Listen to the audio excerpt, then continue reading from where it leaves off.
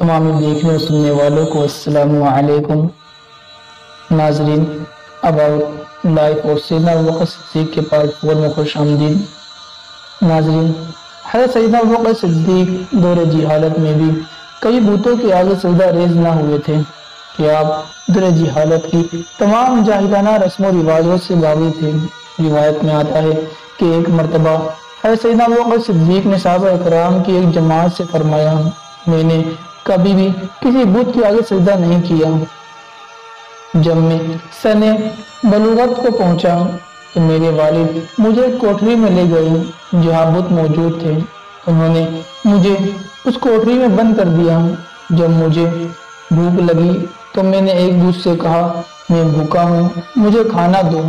اس نے کوئی جواب نہ دیا۔ پھر میں نے ایک بت سے کہا کہ میں برہنہ ہوں، مجھے کپڑے پہناؤ، تو اس نے بھی کوئی جواب نہ دیا۔ پھر میں نے ان بتوں کو پتھر مار کر توڑ دیا۔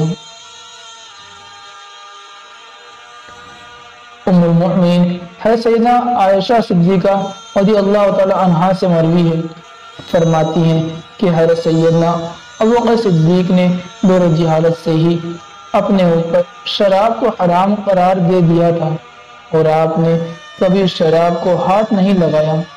حضرت سیدنا ابوبکر صدیق فرماتے ہیں، دور جہالت میں میرا گزر ایک مدہوش آدمی کے پاس سے ہوا جو غلاظت میں اپنا ہاتھ ڈالتا اور پھر اسے اپنے منہ کے پاس لے جاتا۔ جب اس کو اس غلاظت کی بدبو محسوس ہوتی تو وہ ہاتھ منہ میں ڈالنے سے رک جاتا۔ میں نے جب دیکھا اس وقت سے شراب کو خود پر حرام کر لیا۔ حضرت سیدنا ابوبکر صدیق دور جہالت سے ہی حضور نبی کریم صلی اللہ علیہ وسلم کے دوست تھے اور اکثر و بیشتر حضور نبی کریم صلی اللہ علیہ وسلم کے ساتھ رہا کرتے تھے۔ جس وقت حضور نبی کریم صلی اللہ علیہ وسلم اپنے چچا ابو طالب کے ہمراہ ملک شام تجارت کی غرض سے گئے اور میرا راہب سے آپ صلی اللہ علیہ وسلم کی ملاقات ہوئی تو آپ بھی اس وقت حضور نبی کریم صلی اللہ علیہ وسلم کے ہمراہ تھے۔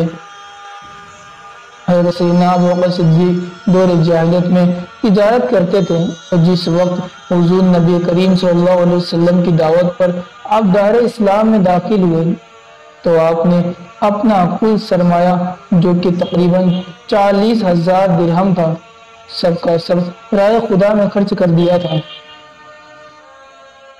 ناظرین، ہماری آج کی ویڈیو آپ کو کیسی لگی ہمیں کمنٹ میں اپنی رائے ضرور دیں، اور ویڈیو اچھی لگی ہو تو ویڈیو کو لائک کریں، نیچے ریڈ بٹن پر دبا کر چینل کو سبسکرائب ضرور کر لیں۔